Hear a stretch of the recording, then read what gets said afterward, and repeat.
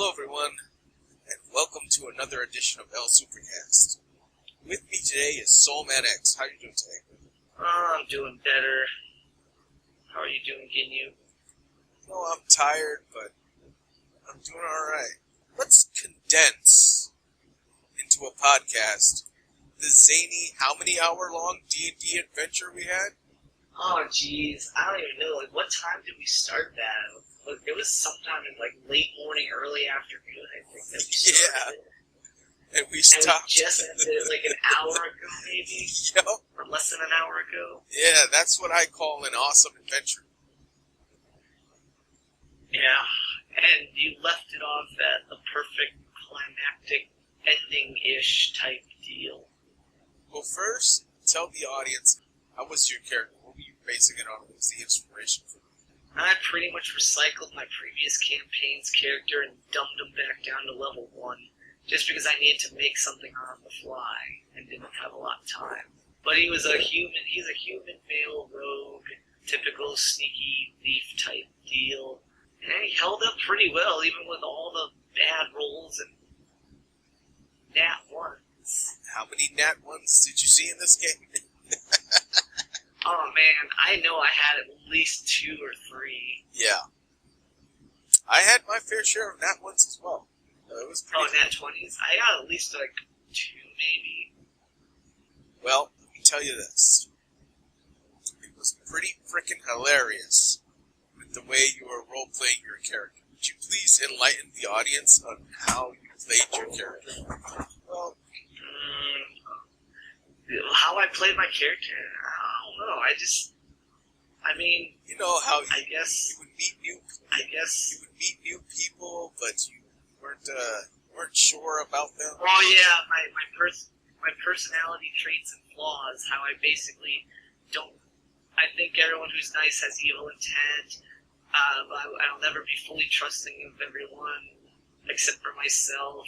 But I mean, there were some characters that I was willing to look past that, and it kind of worked out in my favor. Yeah, it did.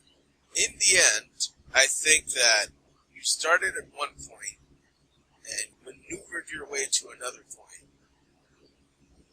I think you did some growth in this game. Let's see.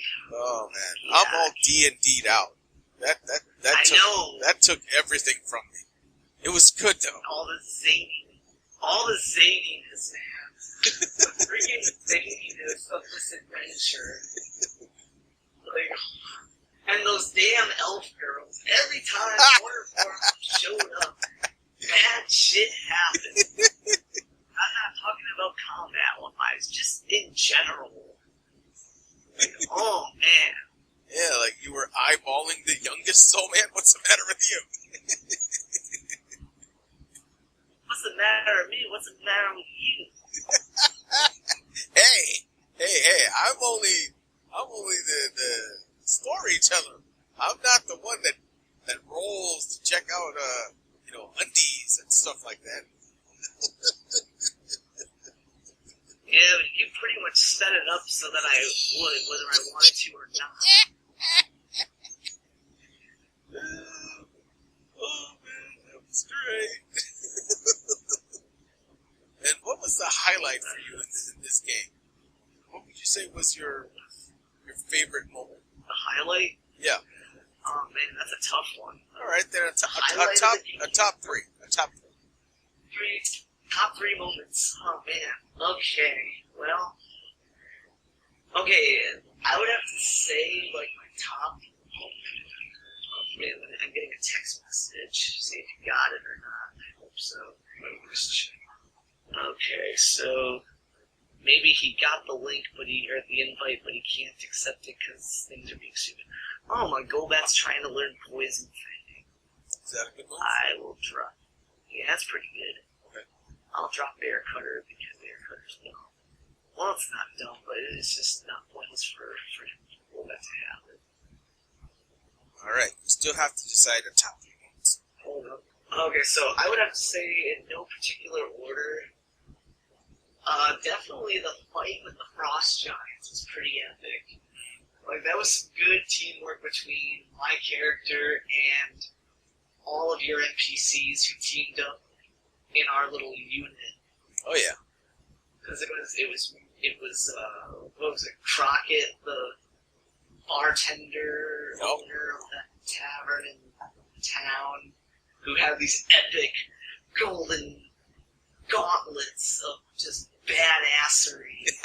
But they didn't quite live up to their reputation early on in the fight. Yeah. But he did do a fair amount of damage. Yeah. When you added it all together.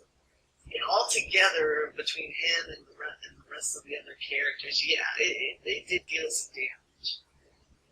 And then, who else was in our little unit for that fight? It was Crockett. There was a generic fighter, generic healer. They were kind of in. The fighter came through at the end on the second Frost Giant, which was cool.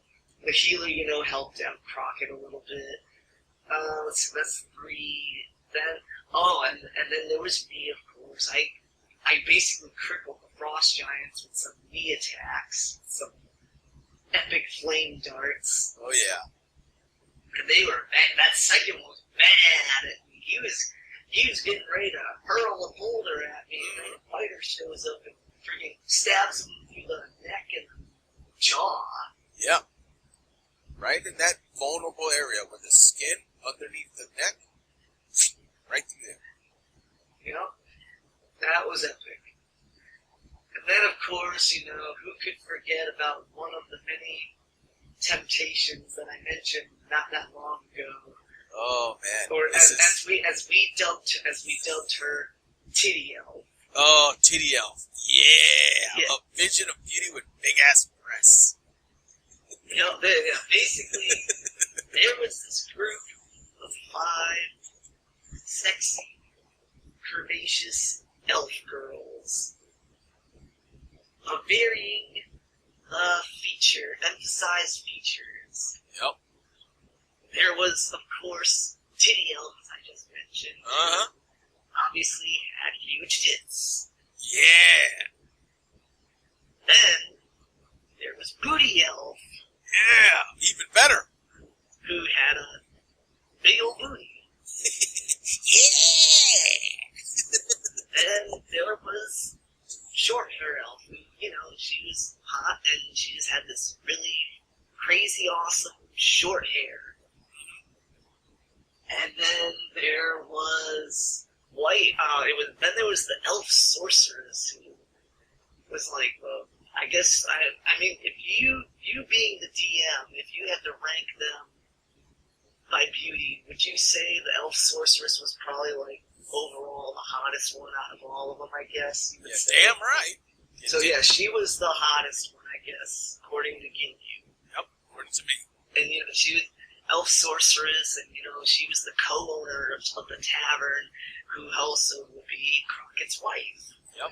And then, of course, there was the daughter of Elf Sorceress and Crockett. Oh, yeah. Who was basically, like, I don't know, like the youngest of them, but, still, she was young, she's still old in elf age. Yeah, she's still, like, old. Yeah.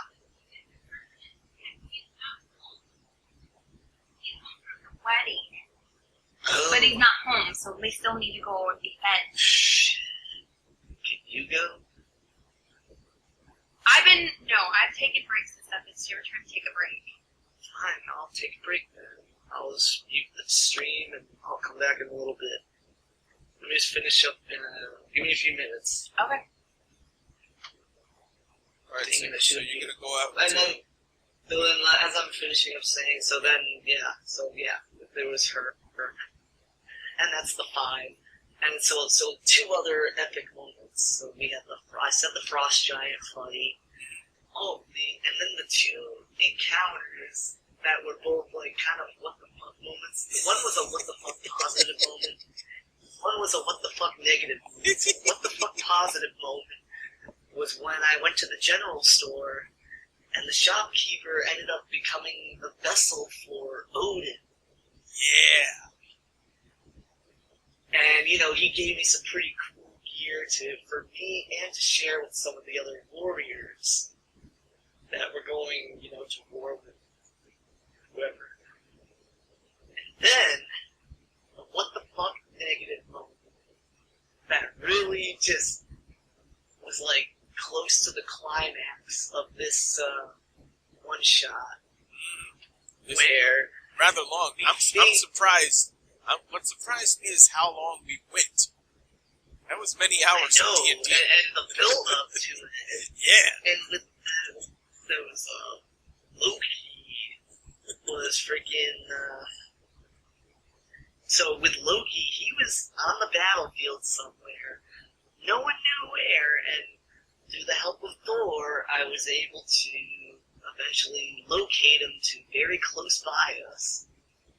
And sure enough, Loki, being the trickster god that he is, the whole time, he was the generic fighter in Team 2, was it? With, that is correct. Who was part of the Daughters and the... Who was on the Daughters team? It was... The Elf Daughter. It was the Elf... Let's see if I remember correctly. It was her, him... and who were the other three? Was it just like three other generic characters? No, there was someone else of important. The mother was with her. She was being... So it was the mother, the daughter, Loki disguised as the generic fighter, and two other random, town warriors.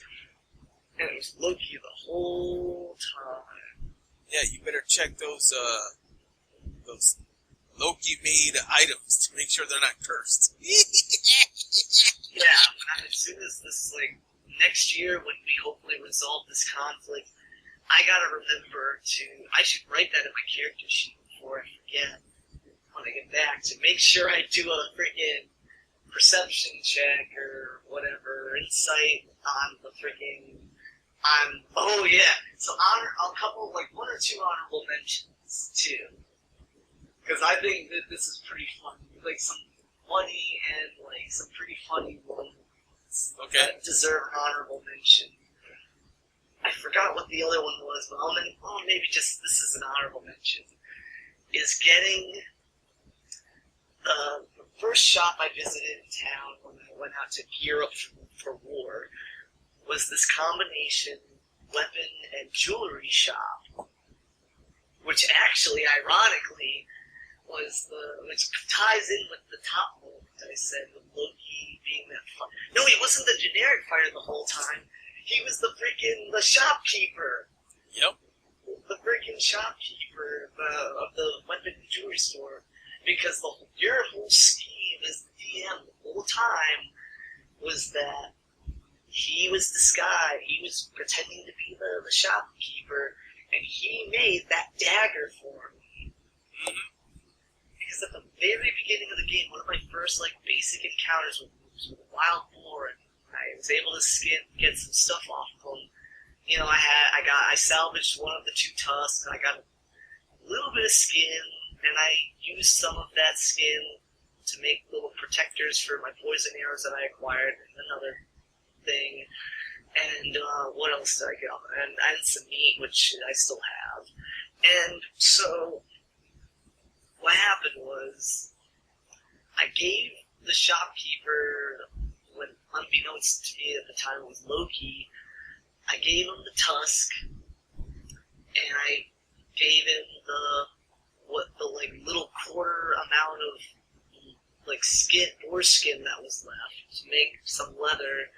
He's like, oh, I can do something with this, and I'll get to that in a moment. And then I invested in it, and then he let me have one of his fine hilts, which I knew it had a feeling was too good to be true, of course.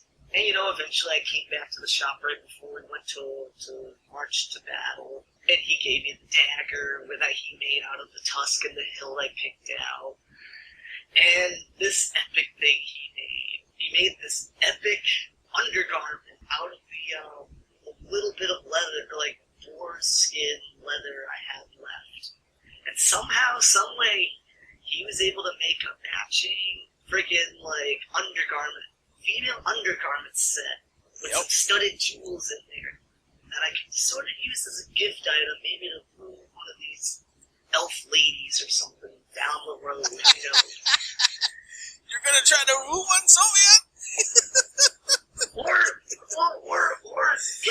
or at least acquire some useful item or ability or something. I gotta get something out of it, whether it's an item, an ability, or who knows, I don't know. And so what is it? And what did you call this special item in you? Special item, you say? The underground item. What did you call it? The V secret. Tell the people. The V secret. It's V shape, and it's a secret.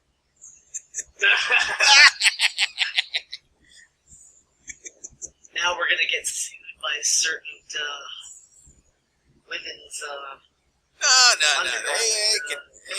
They can take it up the rear like everybody else.